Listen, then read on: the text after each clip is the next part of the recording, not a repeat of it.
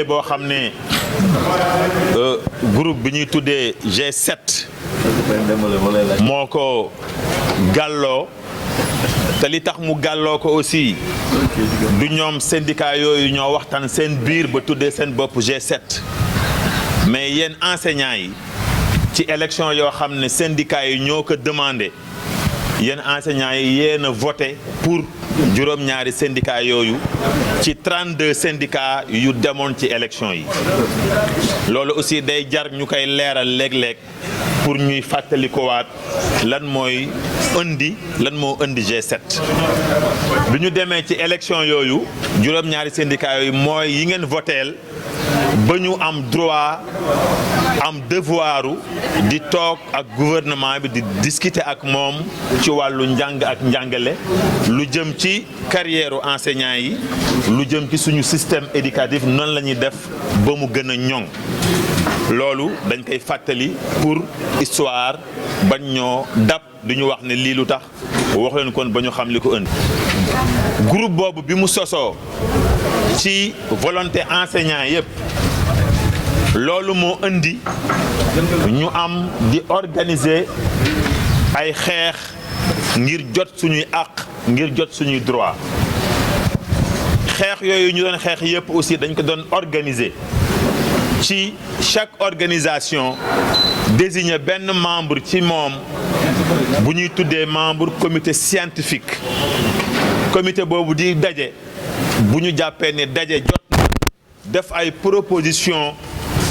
ñu woote plénière boo xam ne les 7 secrétaires généraux dañ koy fekke ak ñoom 7 ñuy 14 ñu tudde ko plénière comité scientifique G7 ci noonu la ñuy nase ay plan d'action ci noonu la ñuy nase plan d'action yi nan lañ koy exécuter nan lañ koy jëmmale bu dee ci exécution wu plan d'action yi dafa laaj xaalis dafa laaj finance comité scientifique defal ñu budget ne ñu budget bi temps la mun nañu par exemple mun nañu 700000 la 700000 yooyu dañ koy diviser ci nombre syndicats yi muy les 7 syndicats et chaque syndicat cotise 100000 pour budget bi ñu boucler ko muy 700000 ñu teg ko ci loxo comité scientifique am nañ seen trésorier ñu dérouler suñuy plan d'action noonu la G7 di doxe noonu ba ñu egg ci war a signer protocole d'accord 30 avril 2018 ñu signer protocole d'accord boobu ñu continuer ci même démarche boobu noonu la ñu continuer di ko doxee bi ñu gisee ne état appliqué wul protocole bi comme ni mu ko war a appliquer ñu jugaat xeexaat encore même démarche yooyu aussi la ñu continuer woon di ko respecter loolu moo ñu may ci protocole d'accord boobu ñu am li ñuy tuddee monitoring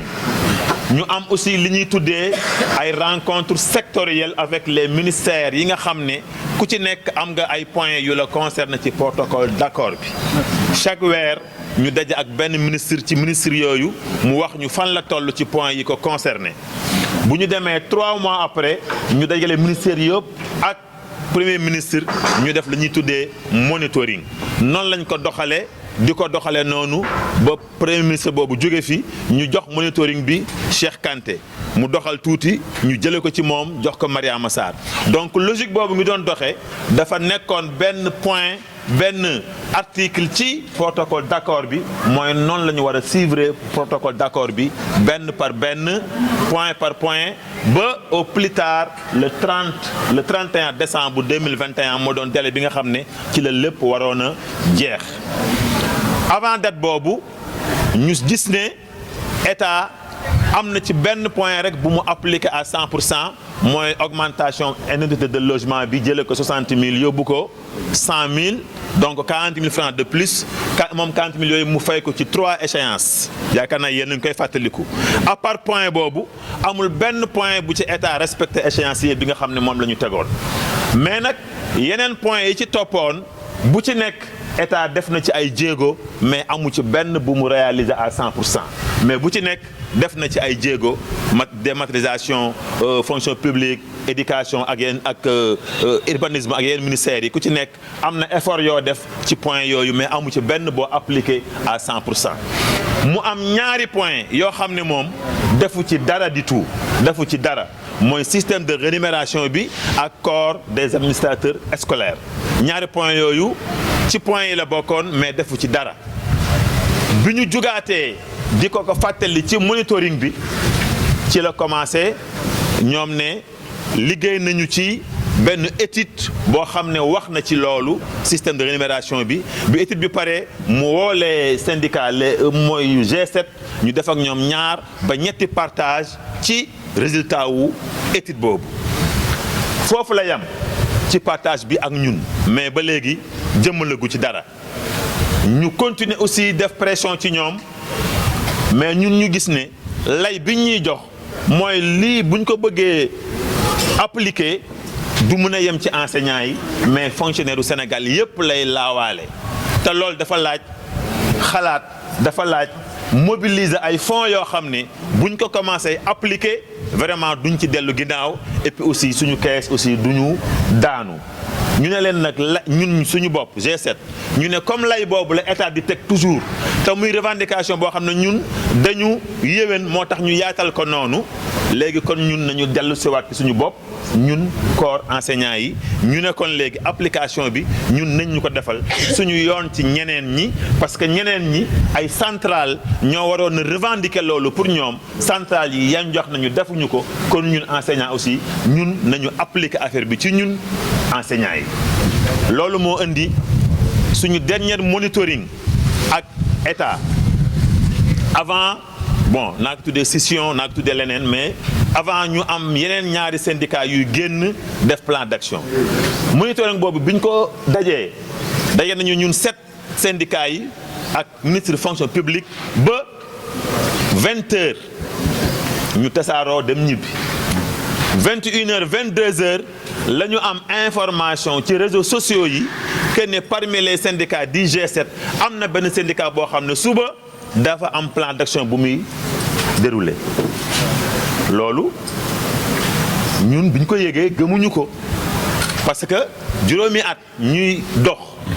di bokk nu ñuy defee ay minutes yu néew séparé leen ci benn rencontre nga yëg ne kenn ci yéen day dem mouvement vraiment loolu ñun mën ñu ko woon gëm mais bi ñu gëstoo laaj intéressé yooyu dañuy wax effectivement suñu base moo ñu wax nañu dem mouvement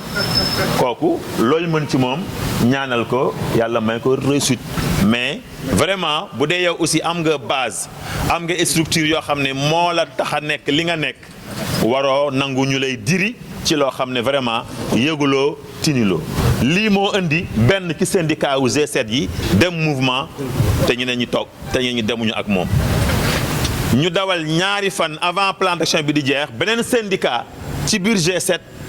ne ñële bu ngeen di def deuxième plan d'action dañ koy ànd commencé liggéey ak ñoom lii moo indi ñaari syndicat di def ay plan d'action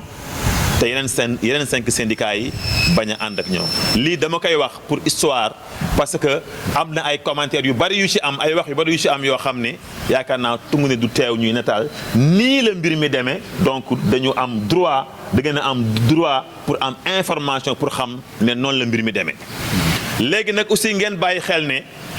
yeneen 5 syndicats yi des ci biir G7 parce que man baatu G5 ba léegi man mënuma ko accepter parce que G7 moo am 5 syndicats yi des ci G7 ba tey nañu bàyyi xel ne du ay syndicats de l'élémentaire loolu ñun dañu koy wax loolu ñu koy consommer rek di naan syndicat de l'élémentaire ñun duñu ay syndicat de l'élémentaire loolu vraiment dafa war a leer ci suñu bopp Sinlas FC UDEN CELS A am na ay instituteurs am na ay MC am na ay PC am na ay PCMG am na ay PEM am na ay PES am na ay inspecteurs loolu aussi nañ ko bàyyi xel bu ñu nangu nekk ay syndicat de l'élémentaire syndicat de l'enseignement lañu corps yi yépp ñoo bokk ci suñuy syndicat donc bu ñu nangu di accepter loolu di consommer ne ñun ay élémentaire lañu du ñu ay élémentaire